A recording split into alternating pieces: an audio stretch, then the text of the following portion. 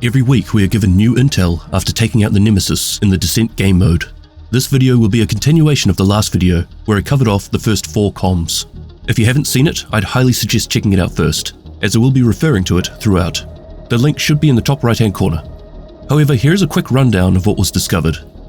It is based in a time long before the outbreak, likely years. Calvin McManus and Natalya Sokolova are talking to Alexander and Claire Ortiz about a new piece of tech they have created. 3 different AI systems, one of which is ISAC. Natalya isn't completely sold on the tech at this stage, as she has concerns around the amount of data it gathers. However, it would appear she eventually buys into it later on, as her Black Tusk can be seen sporting the logo of one of the AIs, called Diamond. However, in the background, Claire Ortiz does not trust Natalya and is providing Calvin with more advanced access to all 3 of these systems.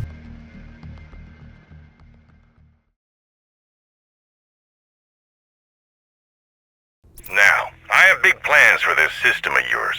That's excellent, Cal.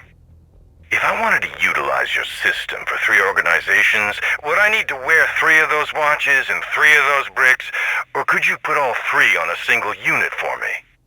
I'm not sure what you mean. I'm looking at your technology, and I see other organizations who could benefit from these tools. The NSA is just the tip of the iceberg when it comes to intelligence and security.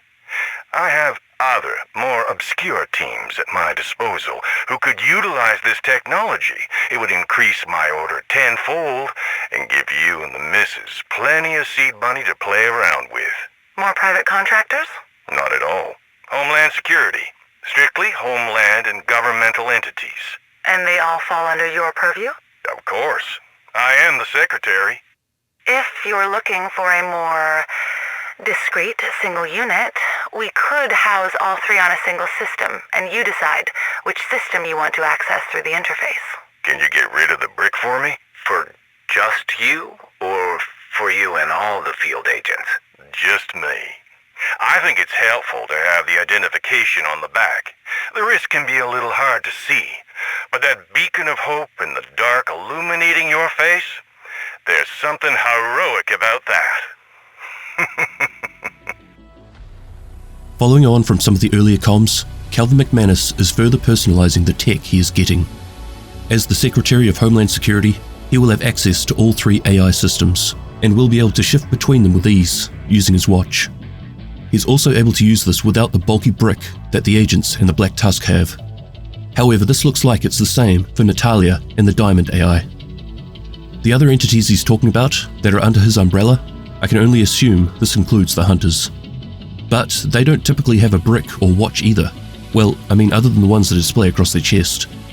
Perhaps this more subtle version of wielding the AI becomes more widely used later on.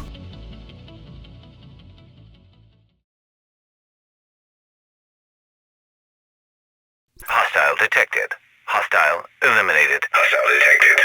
Hostile eliminated. What do you think? I think this is a waste of time. It's just for the field test. I promise, if the results come back and they prefer Anna, we can delete Isaac. If we were just going to delete it all, I don't see the point in wasting time building an entirely separate AI. We could be investing this time in refining Anna, instead of building a superfluous backup. They've requested a more impersonal AI for the field test. Did they request it, or did you ask them to request it? You know how they are. Fine, but Isaac is not going to be as smart or independent as Anna. I don't have time to do all that reprogramming and recording. He will have to be very binary in his morality. If you're fine with an AI that doesn't get nuance, I'll add him as an option. I think the users will feel more comfortable with a less human-sounding AI. Anna can be a little much. You're a little much. I don't like how human she is sometimes. Hostile detected. Recommendation, eliminate or sedate. She's hilarious, and she gives you choices. You're telling me you would rather have direct orders from an AI than operational choice? I'm telling you, I don't think people are ready for an AI that can pass the Turing test. Well, we know where the voice of Isaac came from, Alexander Ortiz, and Claire voices Anna. Not that this really means much, but it does a little bit show which each of them favor. Kind of. This piece is good because it actually confirms that Anna is one of the 3 AI that was being talked about in one of the first comms. I mean, I assumed this in the previous video, but this wasn't actually specifically mentioned up until now. However, what is more interesting is this line. But ISAC is not going to be as smart or independent as Anna. He will have to be very binary in his morality. So ISAC is essentially a dumbed down version of Anna. Anna gives options and sounds like it can take in a lot more detail around the scenario at hand before making a call. I've spoken about ISAC's limitations a lot over the years, and how it has actually held the division back due to its seemingly linear and one-dimensional understanding of right and wrong. I feel like there have been a number of situations over the months where agents have been forced to go rogue, even though they were doing the right thing. It just wasn't understood by ISAC. It makes me wonder how many good agents have been killed just because they were flagged rogue by ISAC. Also, how many ditched their gear because they were flagged.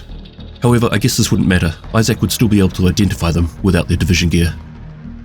So I guess the question is, how much of this could have been avoided if the division were using Anna rather than ISAC? And if Calvin was given these options, why would he pick ISAC? Unless this was the whole idea. They are the soldiers on the ground, the last line of defense. They have complete autonomy, reporting only to the president when activated. Maybe Calvin wanted to make sure that there was something greater than what they had, so he could control or overpower them if things got out of hand. There were a lot of people who were concerned about how much power division agents are given once activated. Rick Velassi was probably the most vocal. So was Calvin holding Anna aside, just in case he needed to remove the division? Does this mean that the hunters are using Anna? It would explain why their tech seems ever so slightly stronger than ours. But what about Keener and his rogue network? Why haven't we seen much from them regarding Anna, since Theo hacked into it? And technically, we have Keener's watch. While it certainly gave us some updates, why don't we have Anna talking to us?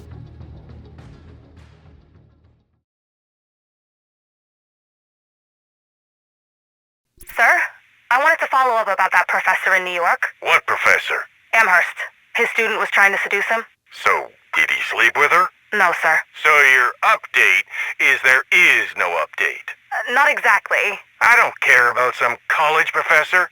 Is there a problem with the ISAC system? No, the comms are still coming in. There's still too much data to sort through, but I think we might want to take a closer look at this professor. Is he sleeping with a different student? No, sir. He's been giving lectures about viruses resetting the world to curb climate change. So, kook. Or a dangerous expert in virology who could help nature along. Firstly, Calvin is an ass.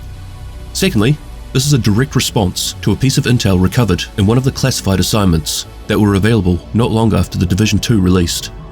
This particular mission was called NSA Site B13. Tasked with uncovering the source of an urgent NSA security alert, agents make their way to a facility that is based underneath the National Mall. That's so interesting, Professor. Long-term survival depends on evolution. The common cold used to cull the weak. Those who survived were stronger and went on to breed the next generation, and so on. Darwin? Sure, but you see, we short-circuited this evolution. We developed drugs that keep those who should have died from dying. We've artificially propped up the weak for over a century. So, what's the answer? Eugenics? Not at all. I don't think we should have any choice in who lives and who dies. Humanity can't be trusted with those decisions. People will always find a way to game the system, to capitalize on it, to commodify it. Like Big Pharma.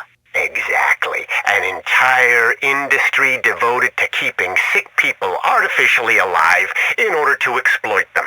The more pills you take, the more money they make. More people overcrowd the planet, and more people pollute the world. It's not sustainable. You're right. It's not. You're kind of a genius. I'm just a guy who sees the big picture. Stacy Chan engages in a conversation with Professor Gordon Amherst, who expresses his belief in the disruption of natural evolution due to modern medicine's ability to prolong the lives of the weak. They discuss the dangers of human intervention, the exploitation of the pharmaceutical industry, and the unsustainable consequences of a crowded and polluted world. In this exchange, Amherst sees himself as someone who perceives the broader perspective on these matters. This particular recording is labelled as Gordon Amherst Recording 118, so the NSA had been watching him for a while. Based on a lot of the other comms that had been released through Descent, this was long before he created the green poison, years before. Given how long the NSA have been watching him, was this the moment they were told not to continue monitoring him?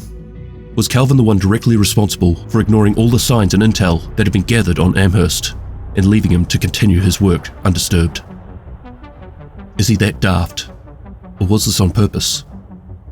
There have been several mentions from earlier on that allude to Amherst being pointed in the right direction by those with ties to the government. Is this where Calvin comes in? Or is he just an ass?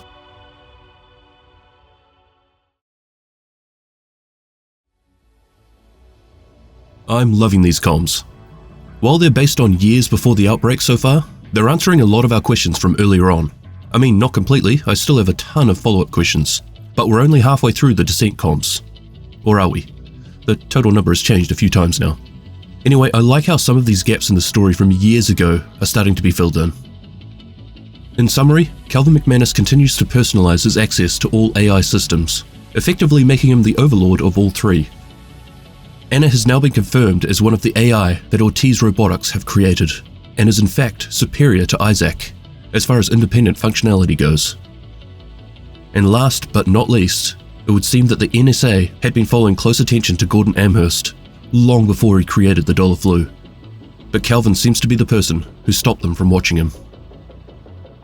By the time this video comes out, there will have been another one of these comms released, number 8.